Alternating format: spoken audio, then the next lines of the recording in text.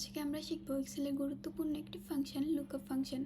So এটা দিয়ে আমরা বড় টেবিল থেকে খুব সহজে ডাটা খুঁজে বের করতে পারি।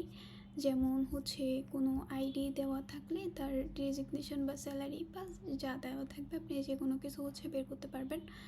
সো চলেন শুরু করি। ফার্স্ট অফ অল আমরা লুকআপ ফাংশন দিয়ে বের করব।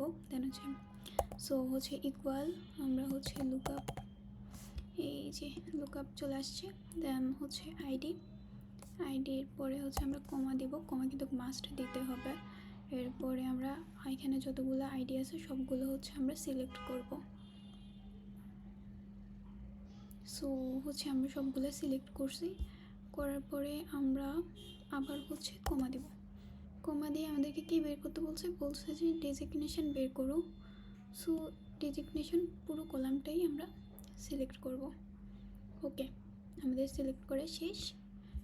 এরপরে আমরা ব্র্যাকেট ক্লোজ করব। সো এই যে চলে আসছে এসআর ম্যানেজার। দেন সবগুলো এইভাবে হয়ে গেছে। এভাবে আমরা স্যালারির জন্য বের করতে পারি, বা যা দেওয়া থাকবে তার জন্য আমরা বের করে নেব আর কি। So that's for today, tata.